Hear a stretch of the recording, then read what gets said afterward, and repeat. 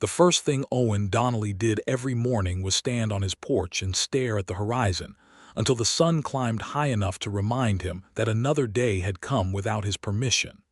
It was the autumn of 1873, and the small town of Harlan Creek, Texas, sat like a dust-colored thumbprint pressed into the vast, indifferent expanse of the western plains.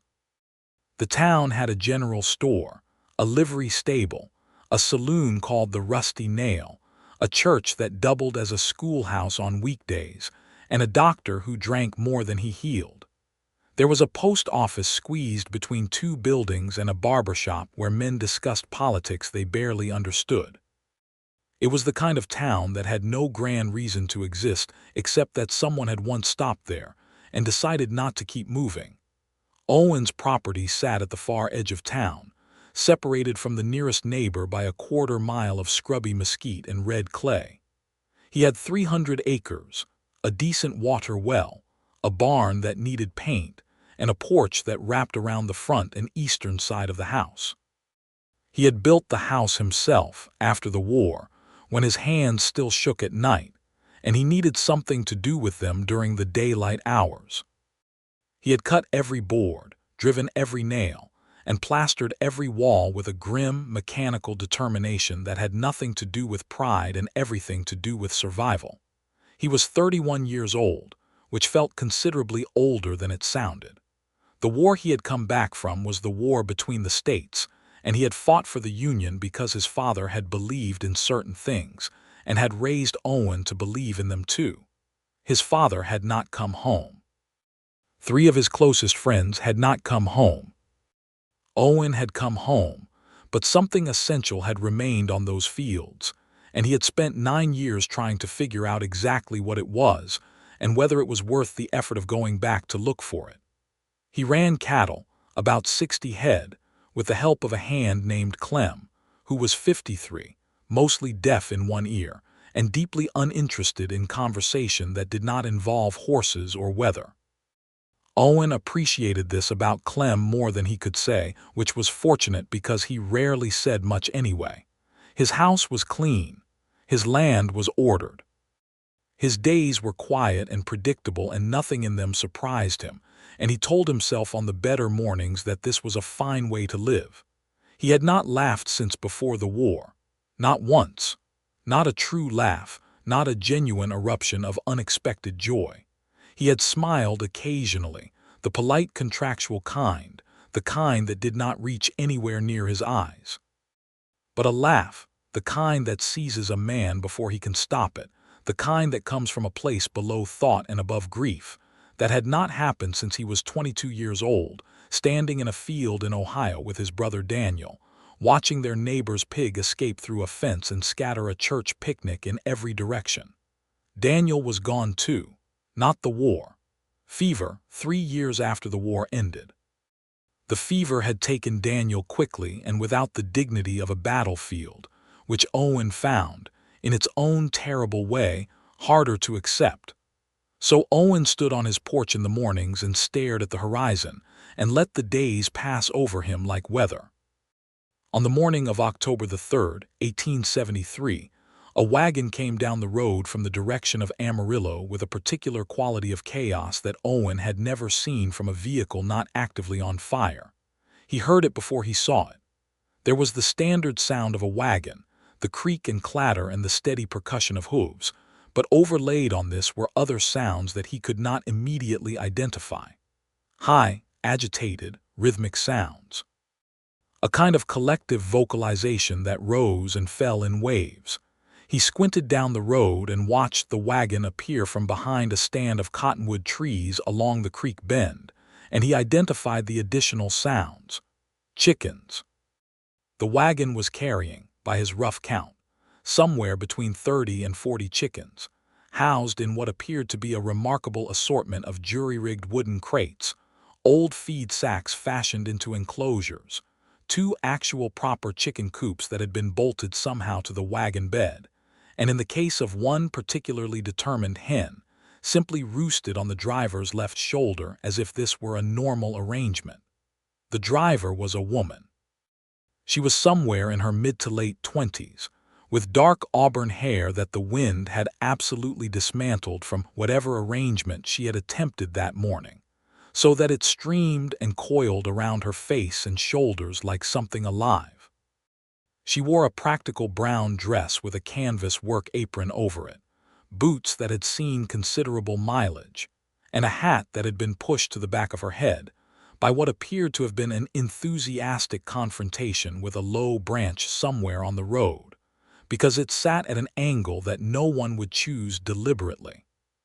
She had a firm, determined jaw and eyes that even at this distance Owen could see were some light, clear color, and her expression was one of absolute focused concentration, like a woman who had decided on a destination and was prepared to argue with geography itself to reach it. The chicken on her shoulder chose this moment to flap its wings loudly and relocate to the top of her head. Owen watched her reach up, pluck the chicken off her head with the practiced ease of someone who had done this very thing many times, deposit it into the crate beside her, close the latch, and continue driving without changing her expression by a single degree. He remained on his porch and watched the wagon turn into his property. He had not invited anyone to his property. The wagon pulled up in front of his porch with a rattle and a cloud of dust, and the rising tide of chicken noise that seemed to take on a new urgency now that the vehicle had stopped. The woman set the brake, climbed down with the efficiency of someone who had no time to be graceful, and looked up at him. Her eyes were green. A clear, particular green that had no pretension about it, the straightforward green of New Creek grass in April. "Are you Owen Donnelly?" she said. "I am," he said. "My name is Matilda Ralston. I have come from Amarillo with a letter of introduction from your neighbor, Roy Parson, who told me you had 40 acres of fallow ground on your eastern border and a well with good water, and that you might be open to a business arrangement involving the poultry trade."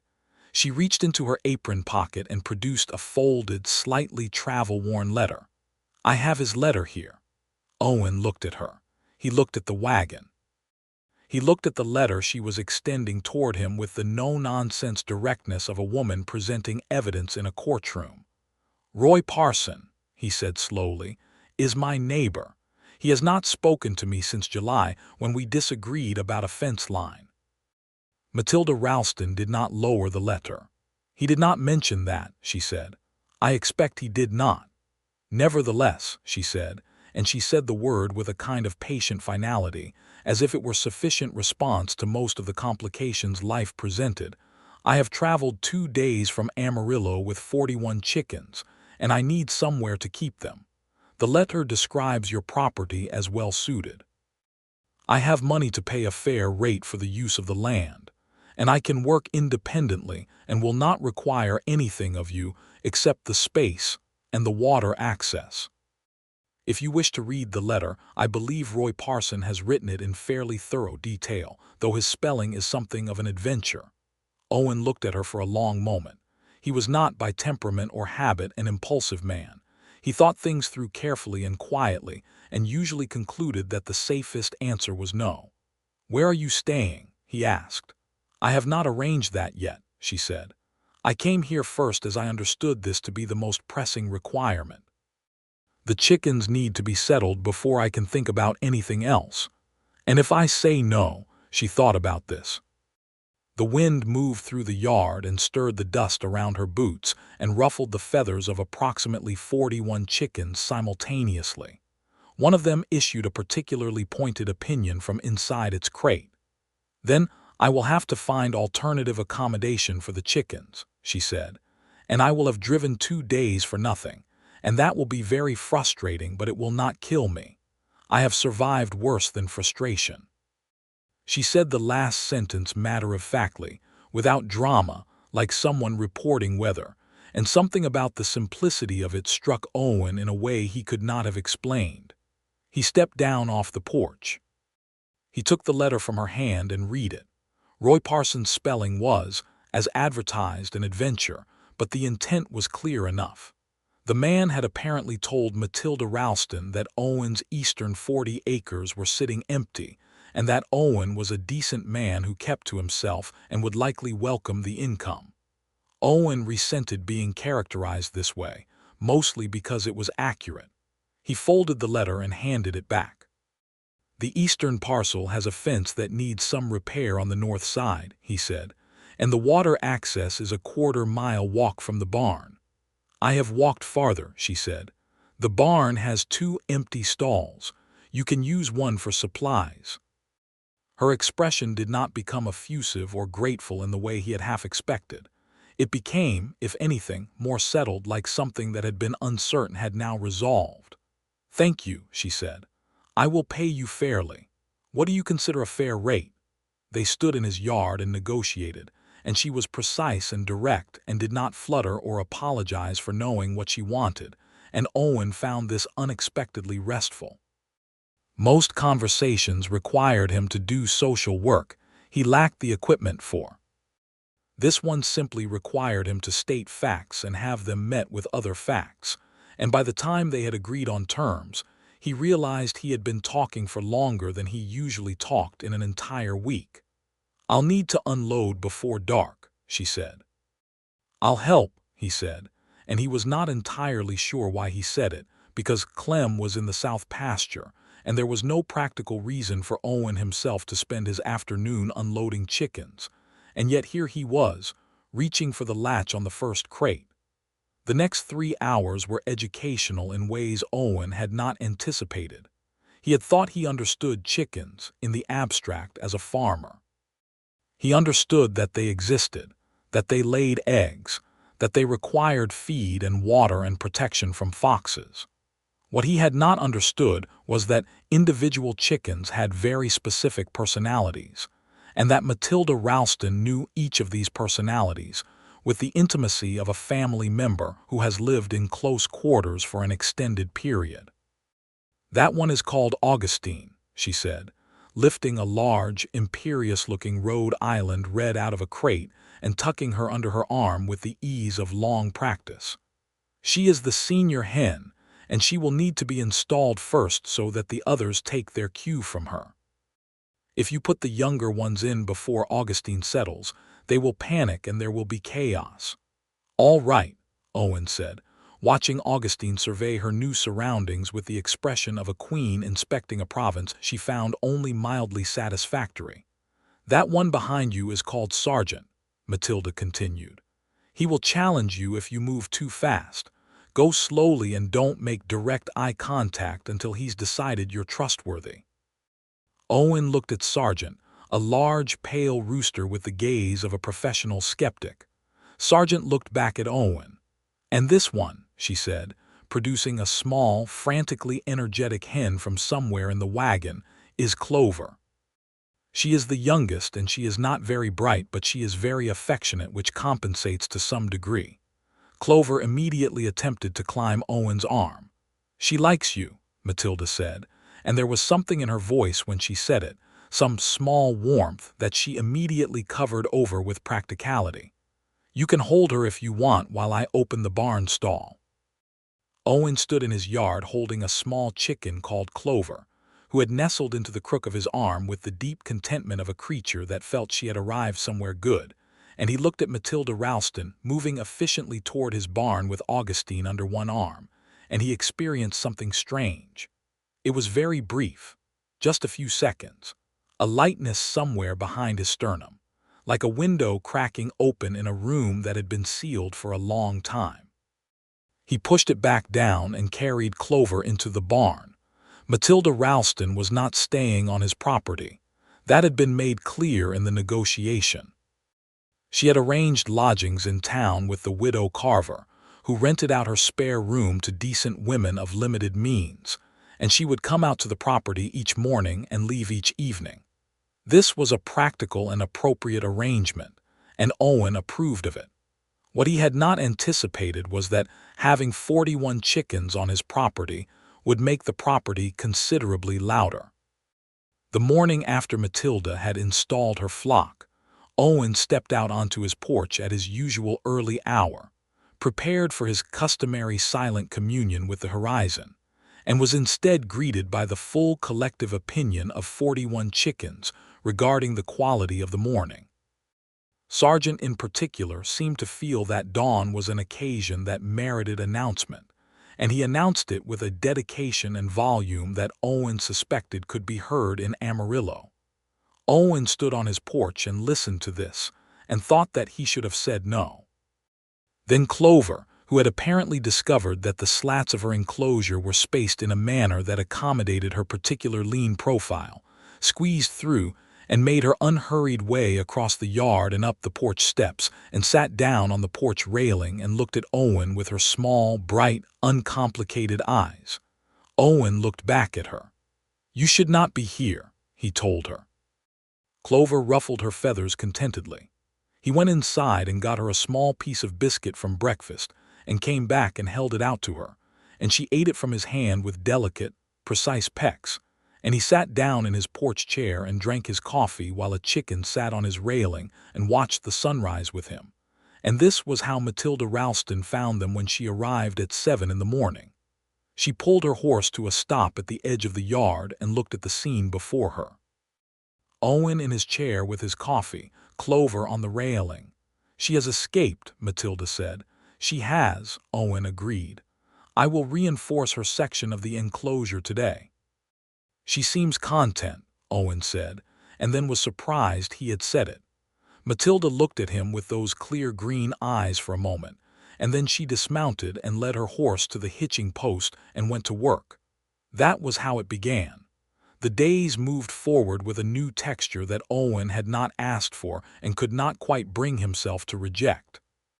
Matilda arrived every morning with the efficiency and focus of a woman who had an enterprise to run, and she moved through his property with a purposefulness that he found, in spite of himself, interesting to observe.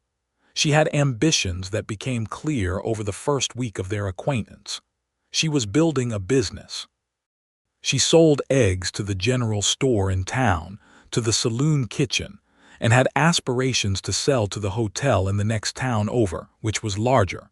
She was saving toward property of her own.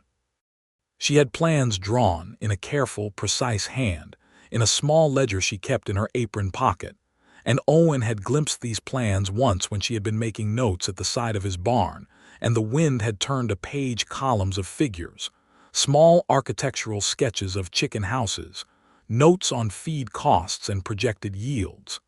She was, Owen understood gradually, very intelligent. And she had applied that intelligence entirely in the service of her own survival, in the way that people who have learned they cannot depend on anyone else eventually do. He did not ask about her history because he did not ask people about their histories, it not being something he wanted done to himself.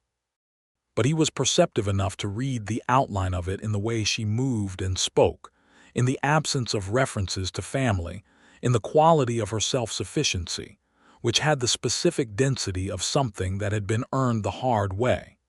He helped her, occasionally, in ways that he justified to himself as practical necessity. The north fence on the eastern parcel needed repairing, and it was his fence, so he repaired it.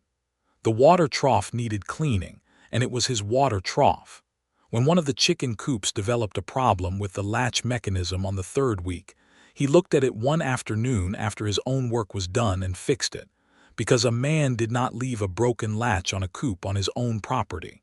He told himself all of this was entirely about property maintenance.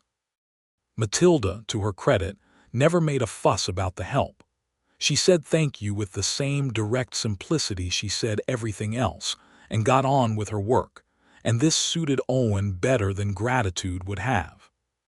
Clem, who was not as unobservant as his deafness in one ear might suggest, watched all of this for 2 weeks and then said to Owen one afternoon with the economy of a man who spent words carefully, "She's a hard worker." "She is," Owen agreed.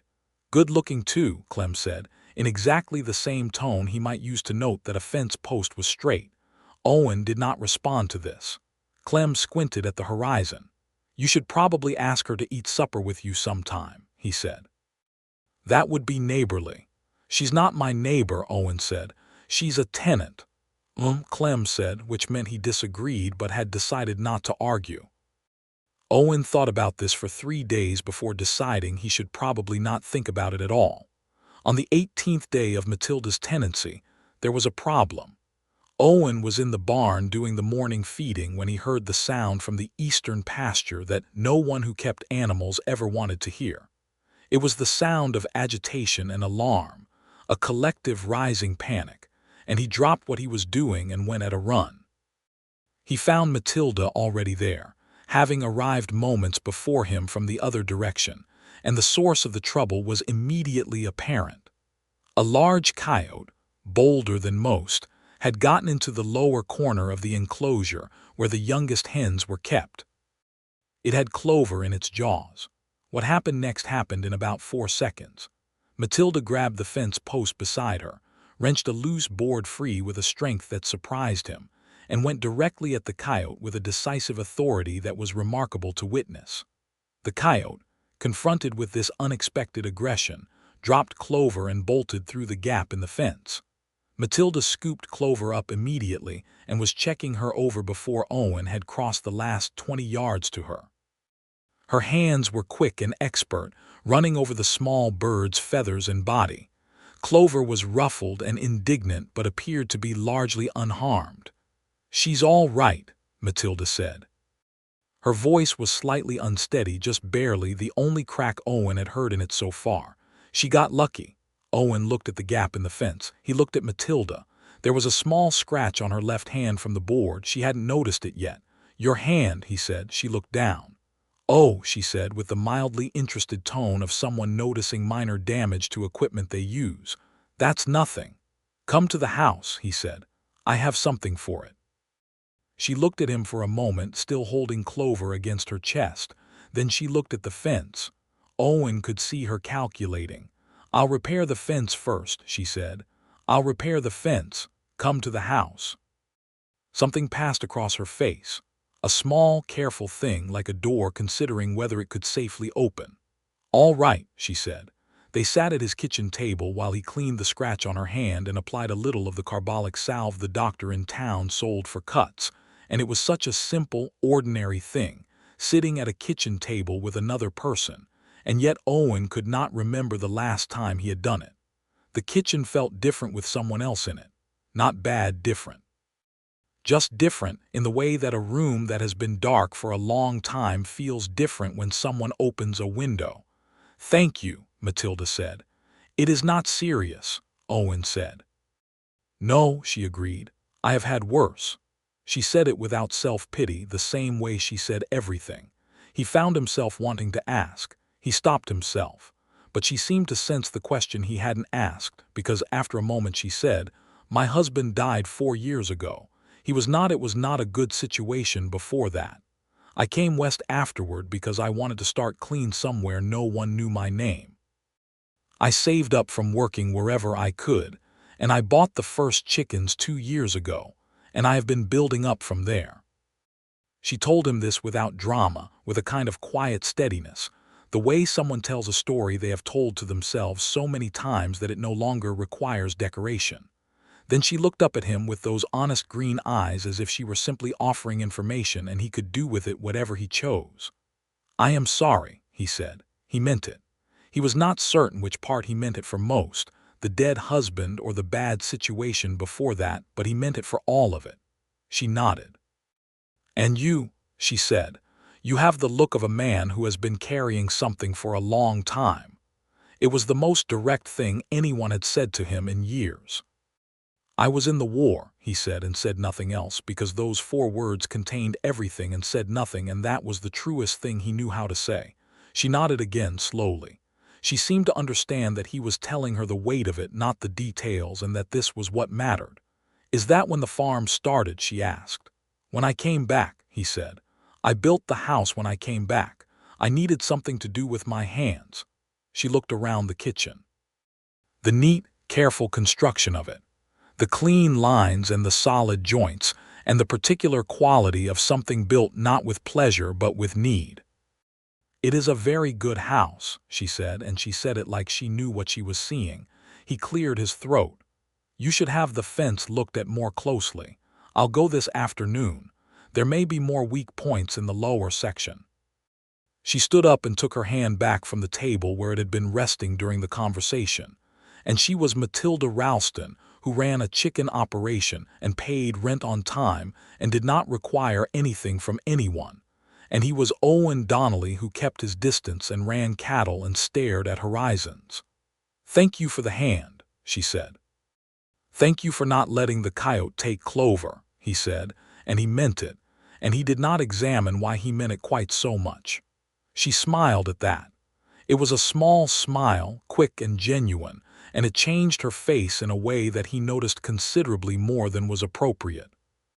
October gave way to November, and the days shortened, and the mornings came cold and thick with frost. And Owen Donnelly found himself thinking about Matilda Ralston in the spaces between things he was supposed to be thinking about. This was inconvenient. He had arranged his life specifically to minimize the spaces between things, to keep himself occupied and measured and contained, and she was disrupting the system simply by being a person. He heard her working in the mornings from his porch. He knew the sound of her voice when she spoke to the chickens, which she did frequently and without apparent self-consciousness, a steady commentary on the events of the day, and her assessment of various situations that occasionally made him stand very still and try to hear more clearly through the morning air. He had caught fragments, her views on the price of feed in Harlan Creek, which she found unreasonable. Her concerns about Augustine, who had been off her laying for 3 days, which Matilda suspected was related to the change in weather. Her opinion of the hardware merchant, a Mr. Ellison, who had tried to overcharge her for wire fencing, and whom she described to Augustine as a man who cannot look a person in the eye because he knows what he is doing, and he knows that you know it too. Owen had walked into town the following day and purchased wire fencing from Ellison's competitor on the other end of Main Street, which was a 40 cents per roll cheaper anyway, and had left it at the barn for her. She had found it and come to him with her ledger to pay him back immediately. "You did not need to do this," she said. "Ellison overcharges," he said. She had looked at him for a moment with an expression that had several layers to it, and then had written the amount in her ledger and paid him exactly to the cent, and he had not told her he had gotten a better price than he charged her, which meant he had effectively made a small gift to her and done it in a way that she couldn't refuse, and he was aware this was perhaps more calculated than he cared to admit. The chickens, meanwhile, had continued their slow annexation of his life. It had begun with Clover's morning appearances on the porch, which had become regular despite the reinforced enclosure, because Clover had identified a second exit point near the gate post, and Matilda was running approximately 3 days behind in the ongoing game of closing Clover's escape routes. And then 2 other hens had apparently observed that Clover came back richer than she left, and they had begun following her example when the opportunity arose. So Owen now had, on certain mornings, several chickens on his porch.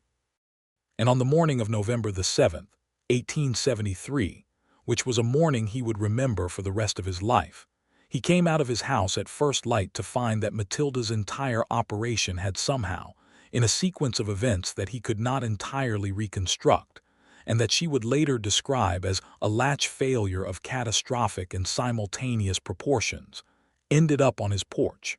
Not some of the chickens, not Clover and her 2 accomplices.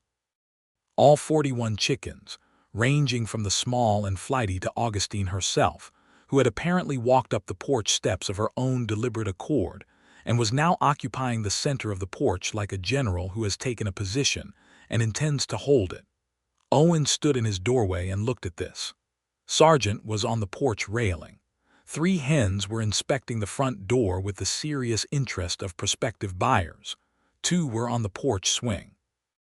Augustine was in the center of the porch floor, and she was looking at Owen with an expression that very clearly communicated that she had assessed the situation and had not found it wanting. Clover was on Owen's porch chair.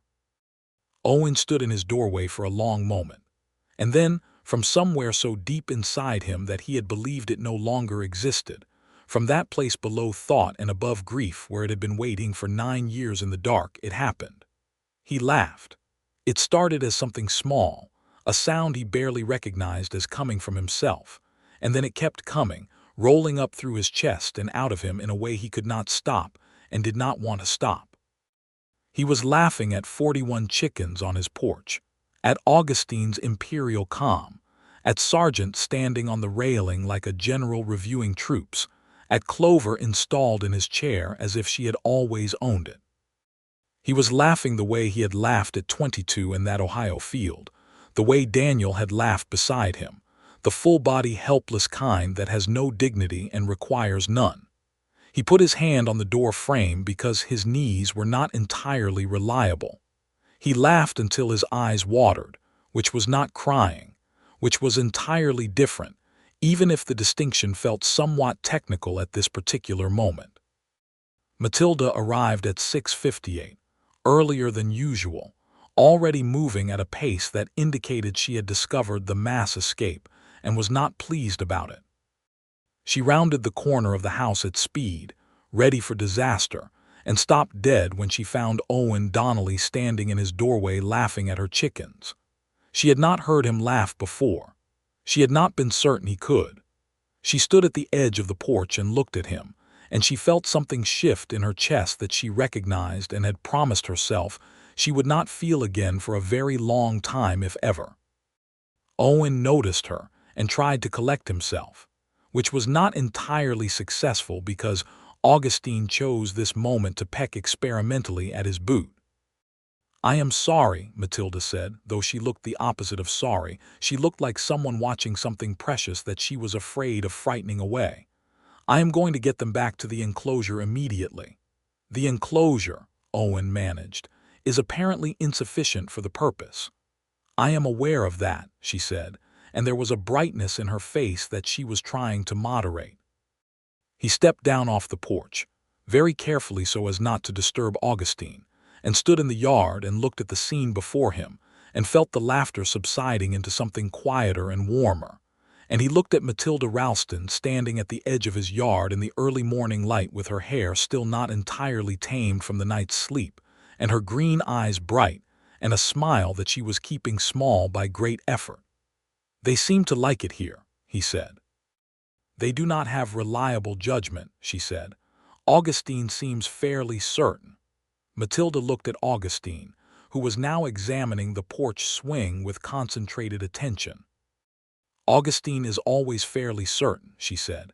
"It is her great strength and occasional flaw." There was a pause, one of the comfortable kind, the kind that happens between people who have begun to understand each other. "Matilda," he said, and it was the first time he had used her name without prompting, and he heard it as she heard it, with the particular quality that comes when words begin to mean more than their stated content.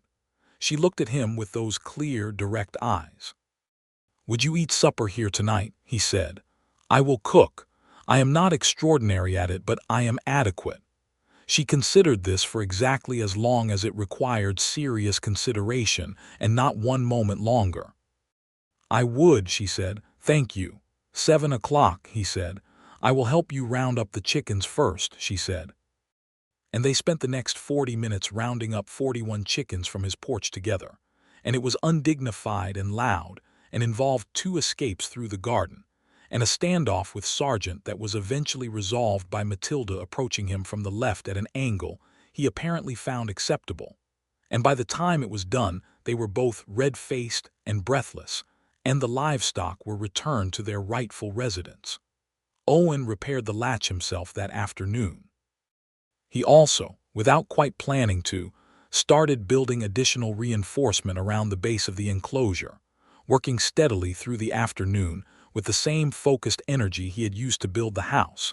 And he told himself this was simply about maintaining his property, and not at all about ensuring that Matilda's enterprise was on secure footing. Clem rode past on his way back from the south pasture, and observed this activity without comment for a considerable time. "Fixing the chicken fence," he finally said. "The latch failed," Owen said. Clem said. "She coming to supper?" Owen paused. "What makes you ask that?"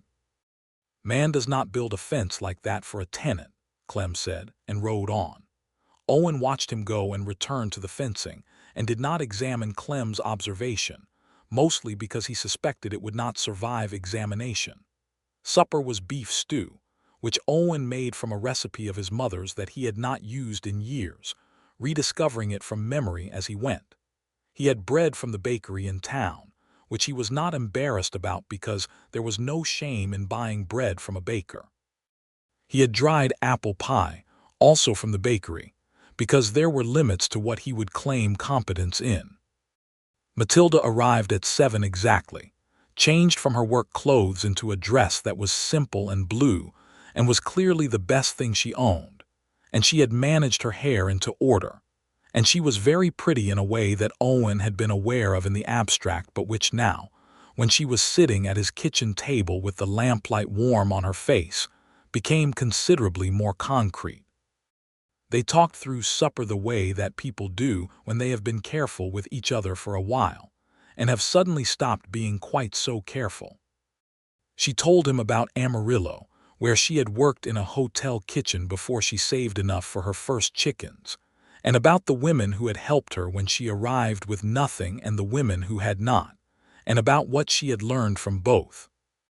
She told him about driving the wagon alone from Amarillo with 41 chickens, which she described in terms that made it clear the journey had been considerably more eventful than she had initially represented, involving a broken wheel outside of a town called Flat Creek, and a rainstorm that had reduced the road to something close to soup, and a confrontation with a bull that had wandered onto the road and had views about right-of-way.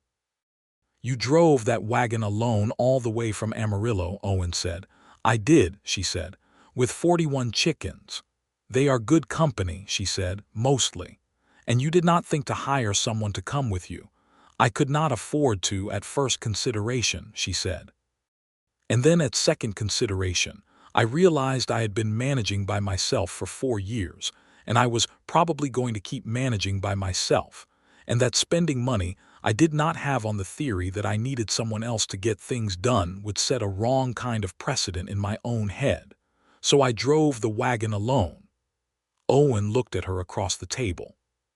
He thought about the quality of that decision, the clarity of it, the knowledge of one's own strength, and the refusal to underestimate it. "That makes sense," he said, which was the most understated thing he had said in years. She tilted her head slightly. "What about you?" she said. "There is a lot of house here for one man." "There is," he agreed. "Was there ever—" She stopped. "I am sorry, I should not pry." "There was a woman," he said, more easily than he expected to. "Before the war. We had an understanding. When I came back, she had found a different understanding. I did not blame her much.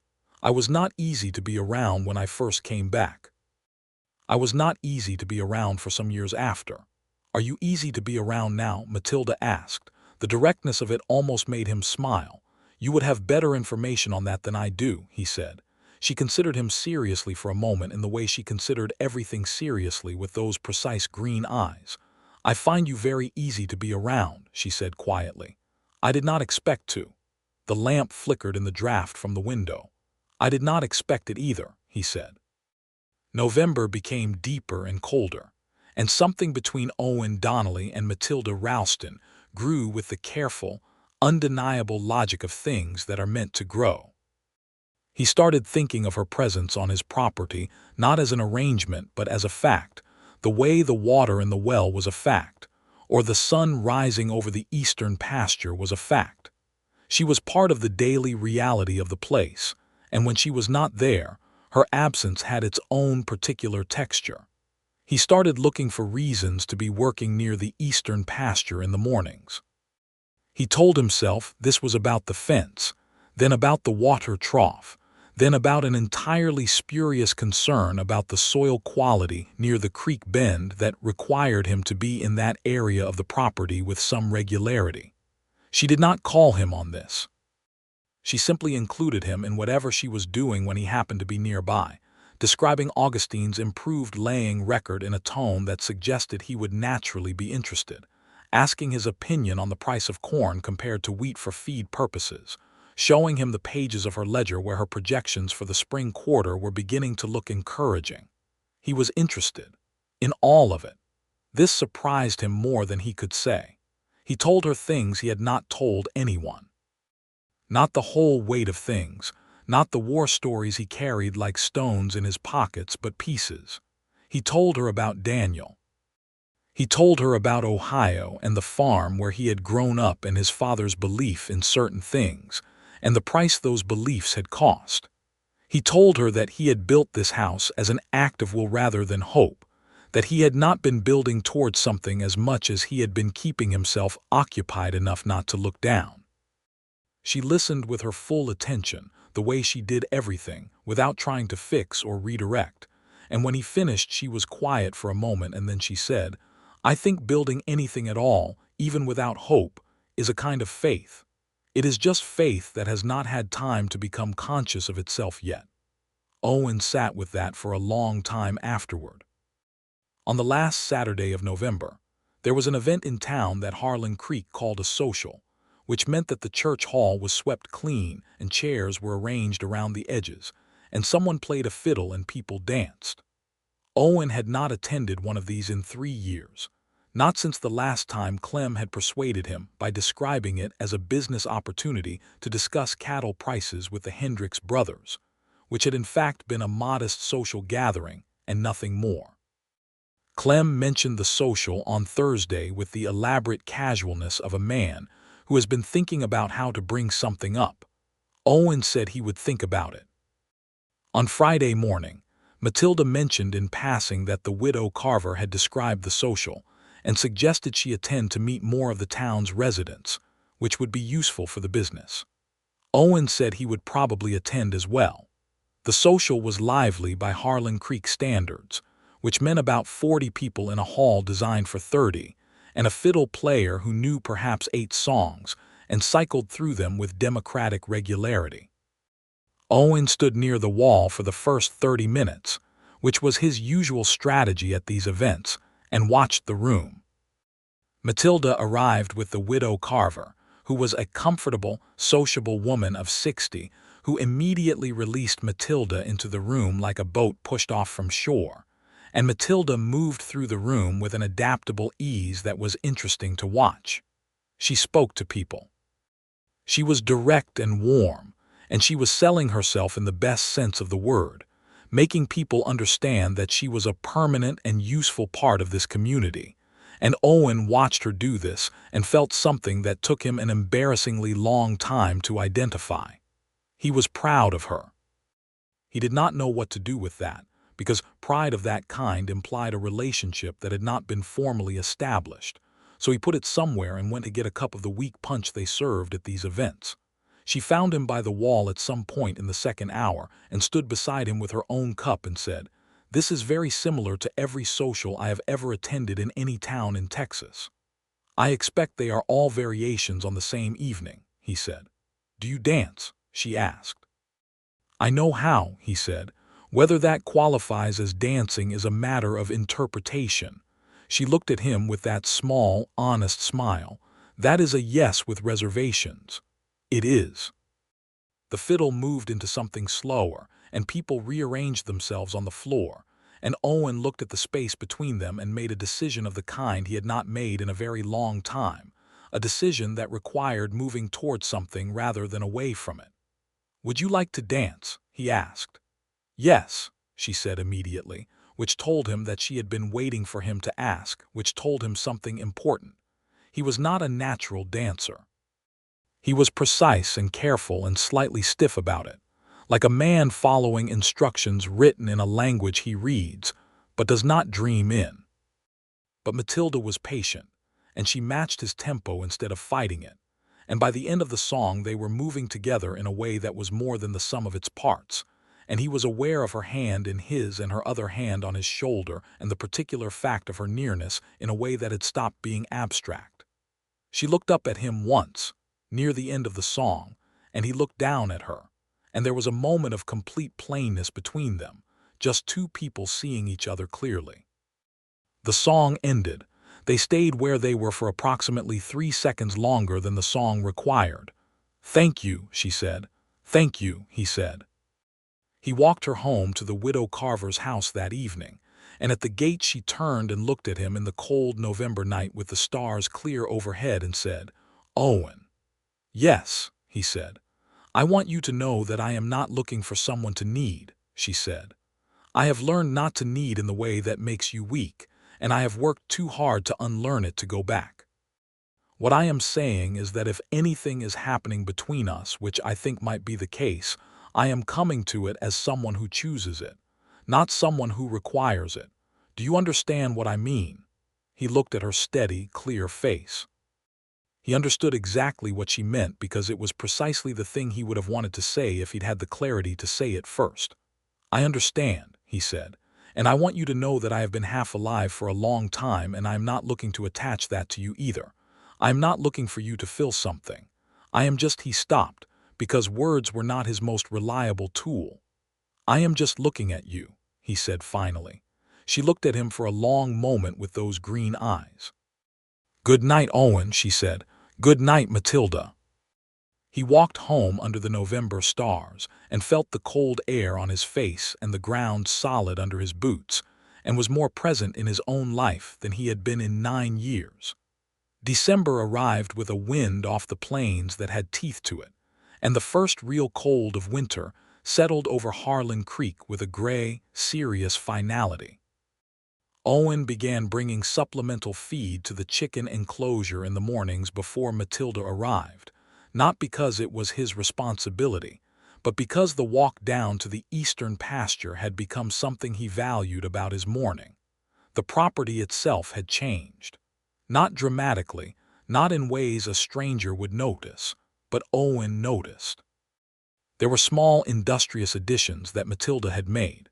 A neat stake-hand string line marking the path to the water trough so she could find it in the dark of early morning. A small windbreak of burlap she had rigged on the north side of the enclosure to reduce drafts. A painted wooden sign hung from the main coop gate that said, "Ralston Poultry," in even letters that looked like they had been written with a hand that was better with numbers, but had insisted on making the effort anyway. Owen had stood looking at that sign one morning for a longer time than the sign specifically required. Her business was growing. She had secured the hotel contract in the next town, requiring a twice-weekly delivery, and she had hired a boy from town named Thomas, who was 14 and willing, to help with the deliveries on the days she needed to stay on the property. She was working on a calculation for expanding the flock by spring, which would require a larger enclosure on the eastern parcel, which she had raised with Owen in a businesslike discussion that had been carefully neutral on the surface and was not neutral at all underneath. Owen had said the expansion was fine, and that she could have the additional space, and they could renegotiate the terms accordingly. She had looked at him steadily and said that she wanted to be fair about it. He had said he had no intention of being unfair about anything. She had said she knew that and had looked away and then looked back. The second time he kissed her, which meant the first time was coming, happened on a Wednesday in mid-December when she was at the barn inventorying feed supplies, and he came in to get a harness for the morning's work, and there was a moment in the semi-dark of the barn, with the smell of hay and cold air and the distant voices of chickens outside, when they were standing close enough that the distance between them had become a deliberate thing, maintained by choice rather than necessity. She looked up at him. He said, "Matilda." She said, "Yes." And he kissed her, simply and honestly, the way he tried to do most things, without performance or strategy, just the straightforward acknowledgement of what was true. She kissed him back with a directness that was entirely consistent with everything else about her. When they separated, she looked at him with an expression that was new, a warmth that she was no longer keeping at the back of her eyes, that was now fully present in her face, and he felt it hit him somewhere important. "All right then," she said, as if something had been confirmed. "All right then," he agreed. December deepened, and Christmas came to Harlan Creek with the modest festivities of a small Texas town, which meant a service at the church that doubled as a schoolhouse, a gathering at the Rusty Nail for those who observed differently, and a general exchange of small gifts and neighborly feeling. Owen had no family near enough to visit. He had a cousin in Missouri with whom he exchanged letters twice a year, and those letters were friendly but not close in the way that matters. Christmas had been, for the past several years, a day he got through rather than observed. This year he put up a branch of cedar from the creek bank on the mantelpiece, which was more decoration than he had managed in recent memory, and he bought a small gift for Matilda from the general store, a set of good copper measuring spoons that he had noticed her making do without in her kitchen calculations when she had been working at the Widow Carver's.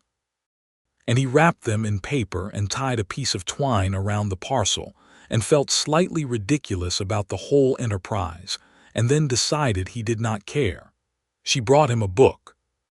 Not a frivolous book, but one she had ordered through the general store from a catalog, a practical guide to improving cattle feed quality and grazing rotation that she had apparently noted him discussing with Clem one morning. It was a thoughtful and specific gift that knew him well, and when he unwrapped it and looked at the title and then looked at her, she was watching him with that small, careful warmth. "You mentioned the South pasture soil not being what it was," she said. "I read a description of this book and thought it might help." "It will," he said. "Thank you." He gave her the measuring spoons and she turned the package over in her hands before opening it, and when she unwrapped them she ran her thumb over the smooth copper and smiled a smile that was not small at all. "You noticed those," she said. "I notice most things," he said. "It is a failing." "It is not a failing," she said firmly. They spent Christmas Day at his house, eating the roast chicken she had brought and the bread he had made, and they talked all afternoon and into the evening about everything, about what they wanted, about the spring plans, about the land, about the particular quality of quiet in this part of Texas in winter when the wind dropped, and the sky went a particular clear cold blue that had no equivalent color in anything else. He told her more about Daniel that day than he had told anyone. About how Daniel had been the lighter of the two of them, quicker to laugh, the kind of person who made rooms feel warmer without trying, and how his absence had left a silence in Owen's internal landscape that the war had started and the fever had finished. Matilda listened and did not try to resolve it, because she understood that some things do not resolve, they only become integrated, and she said this to him plainly. "I know," he said. "I think I am getting better at integration." "You are," she said, with a certainty that did not feel like flattery. The new year arrived, 1874, and with it a clarity in Owen Donnelly's mind and heart that felt like land clearing after years of overgrowth. He had been thinking with great care about the question of what came next, because he was a man who thought carefully about things, and what came next was not a small question. Matilda Ralston had made it clear from the beginning that she was building something of her own, that her independence was not merely a circumstance but a value, something she had chosen and intended to keep. He respected this with his whole heart. And what he was turning over was whether what he wanted to propose was something that added to her independence rather than diminishing it. He thought about it for 3 weeks in January, working it through with the methodical patience he applied to the things that mattered most. Matilda, meanwhile, was occupied with the expansion of the flock and the new enclosure, and she had reached a practical landmark in her business that she described to him on a cold January evening while they sat by the fire in his sitting room. She had paid off the last of the debt she had carried since purchasing her first chickens, and she was now entirely clear. Every dollar she made from this point forward entirely hers. She told him this quietly and with a particular straightness in her spine, and Owen understood that this was not a small thing. This was the thing she had come west for, the clean start fully achieved. "Congratulations," he said, and he said it with the full weight it deserved. She looked at the fire for a moment. "I am going to need more land," she said, "soon. The eastern parcel is sufficient for now, but not for what I can see coming in the next 2 years. I need my own property." "I know," he said. "I have been looking," she said. "There is a parcel on the west side of town that the Hendricks family might sell, 20 acres with a small structure on it. It has a poor well, Owen said. I know the property. The water is unreliable. She absorbed this with a slight tightening of her jaw. I did not know that. I should have mentioned it sooner, he said. I have been thinking about something else. She looked at him. He was quiet for a moment, ordering his thoughts because this required precision. I have 300 acres, he said, of which approximately 100 are underutilized. The eastern parcel you know. But there is also the western section along the creek, which has the best water on the property and is close to level, which would suit your expansion plans considerably better than the Hendricks parcel. She was very still. I am not talking about a tenant arrangement, he said. I am talking about something different. I would like to offer you a partnership in this land, a legal partnership in the formal sense. And if you are willing, more than a land partnership. The fire crackled. He looked at her steadily, the way she had taught him to look at things, directly and without hedging. I want to marry you, Matilda, he said, not because I need you to keep this house or manage my life, because I am better in every way when you are present, and I believe, though I am aware I could be wrong, that you are something similar in my presence. And because I want to be part of what you are building, and I want you to be part of what I am trying to get back to. She looked at him for a long time with those clear, serious, honest green eyes. You could be wrong, she said, about not needing me. I am prepared to reconsider my position. A smile moved across her face, quick and real. You are very practical about this, she said. I am a practical man, he said. You are also more than that, she said. And I think you are aware of that now in a way you might not have been 6 months ago. He thought about that. Yes, he said. I think that is true. She looked at the fire. He watched her think, watched the serious intelligence of her face as she worked through what he had said, checking it against her own careful structure of requirements and values. I have one condition, she said. Name it. The land partnership is in writing, legal document drawn up properly. Whatever else we become to each other, the legal share of the land is mine in my own name, not as your wife's portion, as Matilda Ralston's portion. That was already the intent, he said. She looked at him. You already thought about that. I told you. I have been thinking carefully. She stood up from the chair and came to stand directly in front of him, and she looked at his face with the kind of attention she gave to things she wanted to understand completely, and he let her look. Yes, she said. I will marry you, Owen Donnelly. He exhaled. He had not been aware of how much he had been holding until it released. He stood up and she was very close, and he put his hands on either side of her face gently, and she put her hands on his chest, and they stayed that way for a moment, just present in the enormous ordinary fact of what had just been decided. Good, he said. Good, she agreed. He kissed her with considerably more feeling than he had managed on the practical front, and she kissed him back with matching feeling, and the fire snapped, and the night outside was cold and black and full of stars, and inside his house was warm.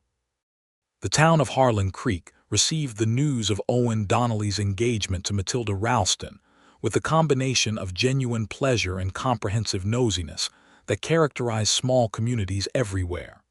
The widow Carver declared it a fine thing and cried several times about it in a way that indicated approval.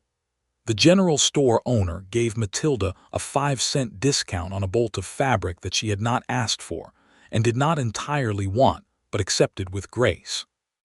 Even Roy Parson, the neighbor whose fence dispute had sent Matilda in Owen's direction in the first place, appeared at Owen's gate one morning with a look of immense self-satisfaction and said, I knew that letter would be useful, and rode away before Owen could form a response. Clem, who was present for this exchange, watched Parson leave and said, he was right, in the neutral tone of a man who acknowledges facts regardless of personal feelings about their source. He was, Owen said. Clem said, which this time meant something like satisfaction. They were married in February, in the church that doubled as a schoolhouse on a Saturday when no school was in session. The winter light came through the 2 windows on the south wall, and the minister from Amarillo, who came once a month, performed the service with a practical efficiency that suited both of them. There were about 20 people from town and Clem and the widow Carver in the front row, and Matilda wore a dress that was not blue but cream, which she had made herself, and she was beautiful in it with the same uncomplicated directness with which she was beautiful in everything else. Owen stood at the front of the church and watched her come down the short aisle, and he thought of all the mornings, standing on his porch staring at the horizon, and how different the horizon looked now, how it had moved from being a flat line between him and emptiness to being the edge of something larger that he was moving toward. He said his vows clearly and meant every word of them in the practical, all-in way that he had decided to commit to things once he committed to them. She said her vows looking directly at him, and her voice was steady and honest and warm. When the minister said he could kiss the bride, there was a sound from outside that was either the congregation reacting or 41 chickens voicing their opinion. Given that Sargent's ability to project his voice across considerable distances was well established, Owen suspected both. They went back to the ranch that afternoon, their ranch now, a word that required some internal adjustment but which Owen found he was prepared for, and built a fire and sat together in the warm house and talked until late, about the spring plans and the western pasture, and the new enclosure design, and 100 things that were simultaneously practical and full of the particular quality of two people, discovering the pleasure of having someone to plan the future with. Spring came with a rapid warmth that year, a good sign by the reckoning of farmers everywhere, and the ranch expanded. The western pasture section was given over to Matilda's expansion, and she threw herself into it with a characteristic intensity that Owen found endlessly impressive, drawing on the creek water access, building the new structures with careful attention to the lessons she had learned in the eastern pasture. Her flock grew to 70 hens, and she hired Thomas from town as a regular part-time hand rather than a delivery boy. Owen's cattle operation benefited from the book she had given him for Christmas in ways that were tangible by summer, with the south pasture producing better and the feed costs down, and he found himself at dinner one evening telling her about the improvement in terms that were frankly enthusiastic, which was not a mode he had used in casual conversation with anyone in living memory.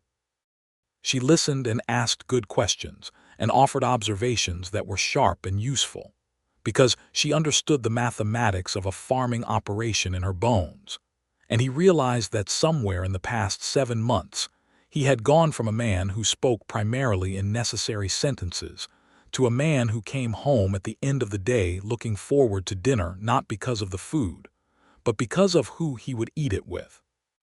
Clem had retired from full-time work in March, his bad ear having been joined by bad knees that had finally voted against cattle work. But he came by the ranch twice a week for dinner, and had apparently adopted a grandfatherly relationship with Matilda that involved giving her unsolicited opinions on feed quality and receiving large portions of everything she made. August brought a heat that settled over the plains like a physical weight, and Matilda and Owen established the habit of sitting on the porch in the evenings after the worst of the day had passed, watching the sky go through its changes. The hard blue afternoon, the long golden hour, the gradual darkening into the enormous star-thick night that was one of the consistent gifts of living in the middle of nowhere in particular. It was on one of these evenings in late August that Matilda told him she was expecting a child. She told him matter-of-factly, in the straightforward way she handled important things, and watched his face. Owen sat very still for a moment, processing the information in the same careful way he processed everything that mattered greatly to him. "When?" he said. "March," she said. "I believe. The doctor in town agrees with that estimate." He looked at her, and he was aware of an enormous sensation in his chest that he recognized as something he had thought himself no longer capable of, a pure and uncomplicated joy that had no qualifications attached to it, no grief underneath it, and no anxiety on top. Just joy, clean and complete. He reached over and took her hand, and she looked at him with her clear green eyes, and he could see that she was happy too, and that she was also watching him with the careful attention of someone who loves another person and wants to see how they receive good news, whether it really is good all the way through or whether something complicated is underneath it. He lifted her hand and pressed it to his face for a moment, and she felt his exhale against her knuckles. "Good," he said again, which was his word for things that were more than good. "Good," she confirmed. The pregnancy was uncomplicated in the way that some are and some are not, and Matilda approached it with the same practical management she brought to everything, modifying the physical demands of her work as the months moved forward and delegating to Thomas with the precise instructions of a person who has no intention of being helpless and also no intention of being reckless. The business did not pause. The chickens did not notice. Augustine continued to regard the world with imperial equanimity. Owen fussed internally in the way that men who are not natural fussers fuss. He built things. He repaired things. He built a cradle from the cedar that grew along the creek bank, working in the evenings by lamplight with a fineness of attention that exceeded anything he had built since the house itself. He asked the doctor in town about considerations for winter pregnancies and received information that he stored with great care. He started waking slightly before Matilda in the mornings and having coffee ready, which she accepted without making him feel observed for doing it. "You are worrying," she told him one December morning. "I am not worrying," he said. "I am being attentive." "You built a second cradle," she said, "in case the first one had a flaw I had not identified," he said. She looked at him over her coffee cup with those eyes that saw everything and loved what they saw anyway. "Owen." "Yes. I am well. The baby is well. The doctor says so. You may stop building furniture." "I was also considering a rocking chair," he said. She laughed. The clear, full laugh of someone who is genuinely happy, and the sound of it filled the kitchen and went out through the walls into the cold winter morning. And Owen sat across the table from his wife and watched her laugh, and felt something in his chest that he had stopped looking for years ago, that completeness that he had thought the war had taken permanently. Their son was born in the third week of March, 1875, in the house Owen had built 9 years earlier out of necessity rather than hope, and arrived with such emphatic declarations of his own existence that Sargent, out in the eastern pasture enclosure, responded with equal volume, and Owen, who had been pacing the front porch for 4 hours in a state of barely controlled terror, heard the baby's first cry and sat down on the porch steps and put his face in his hands. The doctor came out after a while and told him that Matilda and the baby were both fine and that he could go in. Owen went in. Matilda was sitting up in the bed, tired and triumphant, with a bundle in her arms that was making small emphatic sounds, and she looked at Owen when he came through the door with an expression that was entirely new, something layered and luminous, and he came to sit beside her, and she shifted the bundle so that it was between them. The baby had Owen's dark hair and Matilda's general expression of purposeful determination, which was remarkable for someone who had been alive for approximately 40 minutes. "He is well," Matilda said. "He is very loud, which the doctor says is a good sign." Owen looked at his son. He was aware that he was going to cry and that he was completely at peace with this, which was its own indication of how much things had changed. "What are we going to call him?" he said, because they had discussed names but not settled. Matilda looked at the baby. "I would like to call him Daniel," she said quietly. "If that is all right."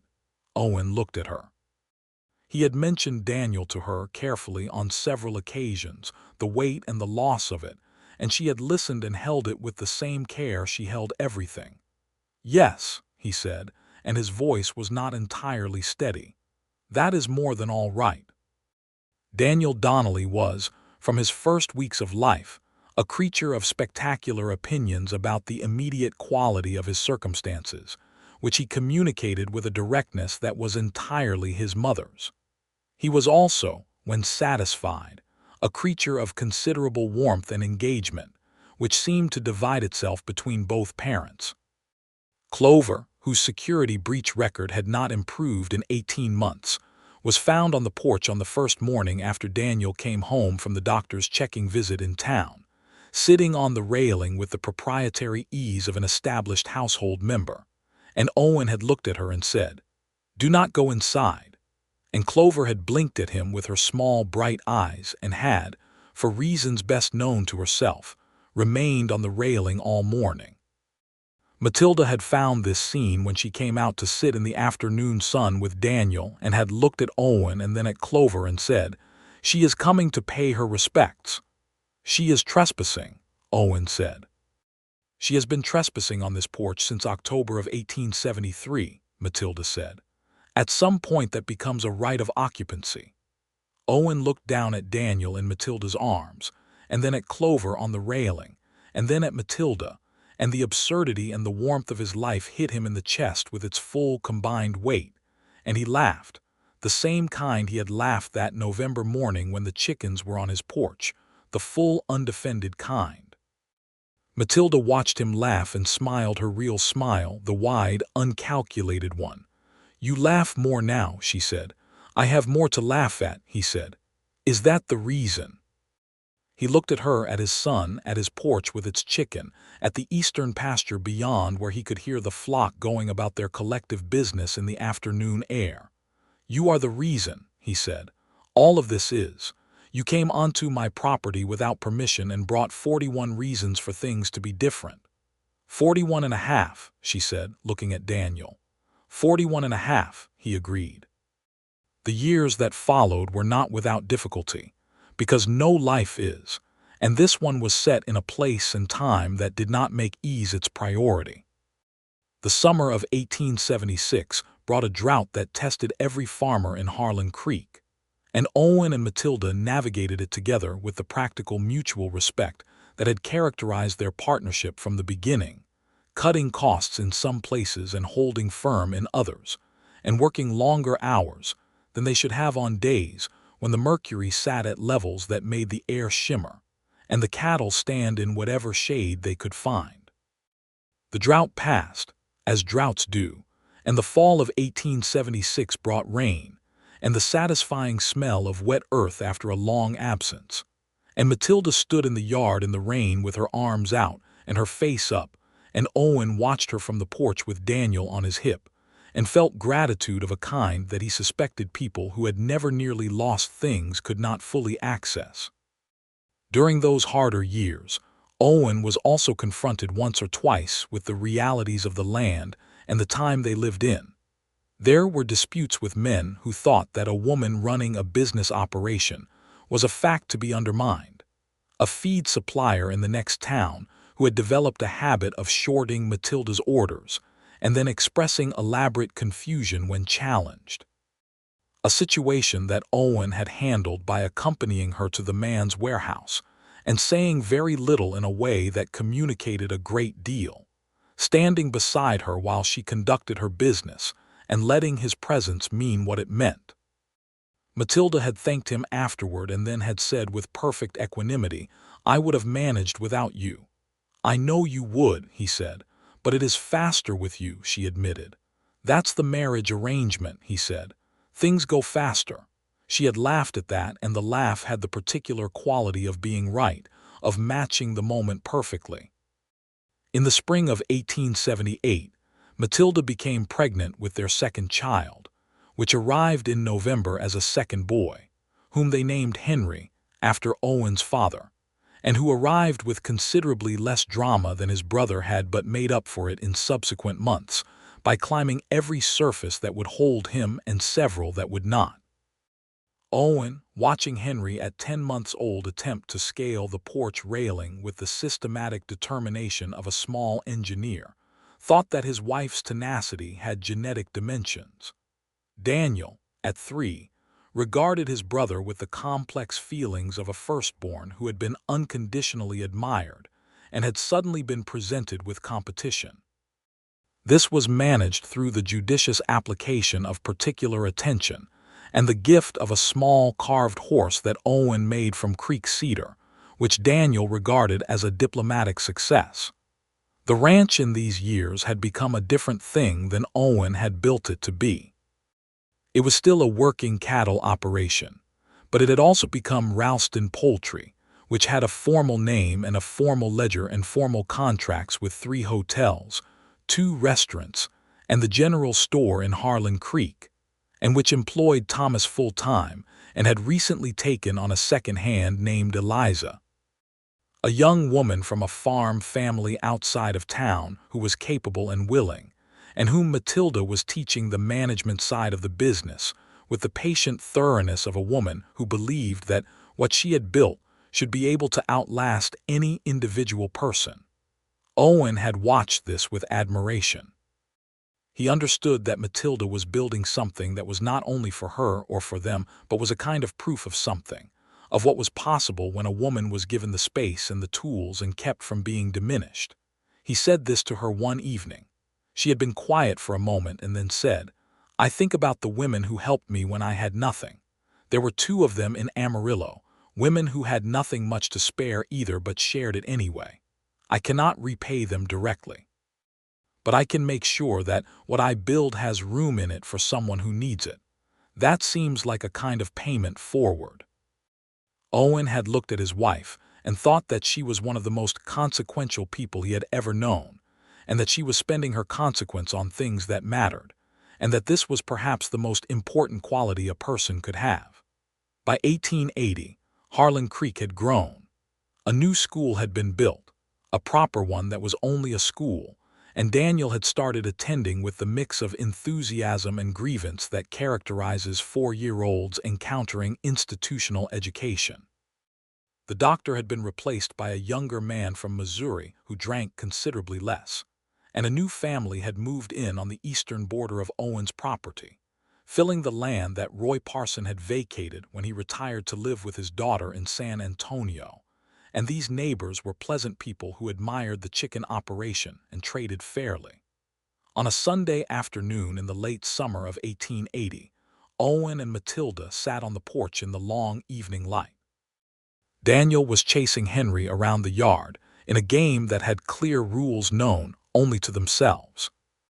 Clover, who was elderly by chicken standards and had developed a slightly regal indifference to anything that was not directly relevant to her comfort, sat on the railing with the permanence of a fixture.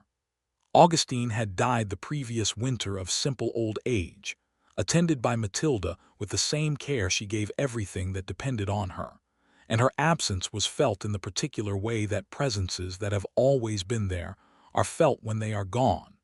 Sargent had died the spring before that.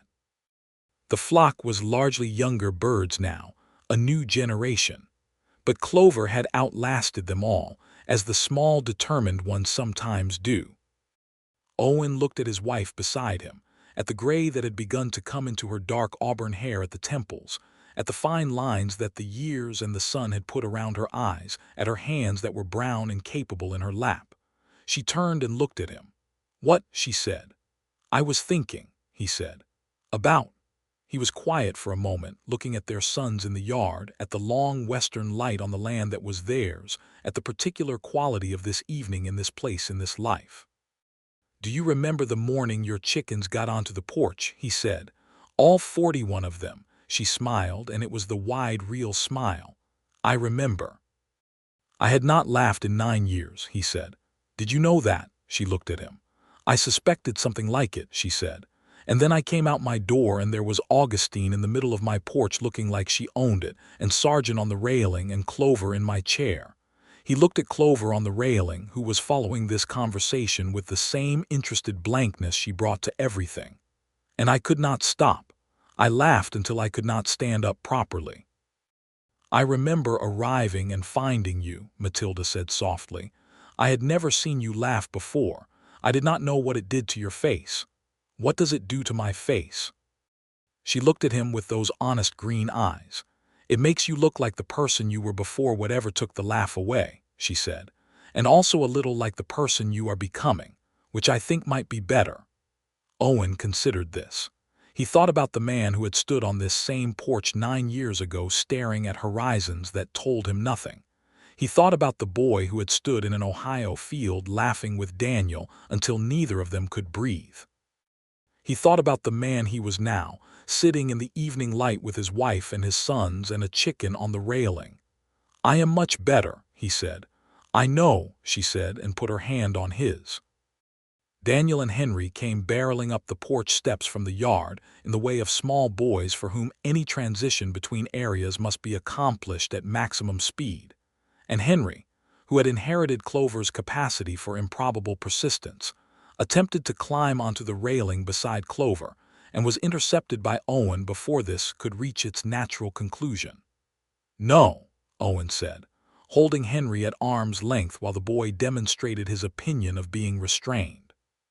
"Clover is doing it," Henry pointed out, with the airtight logic of a 2-year-old. "Clover has earned it," Owen said. Matilda put her hand over her mouth to conceal the quality of her response to this. Daniel, with the elaborate superiority of a child 3 years older, informed Henry that he too would earn it someday when he was grown, and then demonstrated his own superior status by sitting in the porch chair with the exaggerated dignity of a 4-year-old who has been to school. The evening light went gold and then pink and then the particular blue of dusk, and the plains stretched out around them in every direction, and the night sounds were beginning, crickets and the distant sound of cattle and somewhere the faint percussion of the creek. "I want another one," Matilda said. Owen turned to look at her. "I want to have another child," she said. "I am 33. There is still time, and I would like to."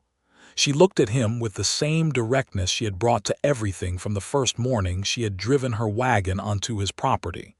"What do you think?" He looked at Henry, who had given up the railing cause and was now trying to catch a beetle in the corner of the porch, and at Daniel, reading his primers in the chair with the intense frown of a boy who was very nearly mastering letters, and at Clover, serene on the railing, and at his wife with her green eyes and her gray-touched hair and her hands that had built something remarkable from almost nothing. "I think," he said, "that would be very good." She looked at him for a moment, and then smiled, and it was the one that changed her whole face, and he thought, as he had thought many times in the years since that November morning when he had stood in his doorway unable to stop laughing, that the 41 uninvited chickens on his porch had been the best thing that had ever happened to him, which was a sentence he would never have predicted at 21 or 31, or at many points in the difficult years between. And in the spring of 1881, Matilda Donnelly, who had been Matilda Ralston, and before that a woman starting over from almost nothing, gave birth to a daughter, born in the house on the ranch by the creek in the flat Texas land, healthy and loud and entirely herself from the first moment.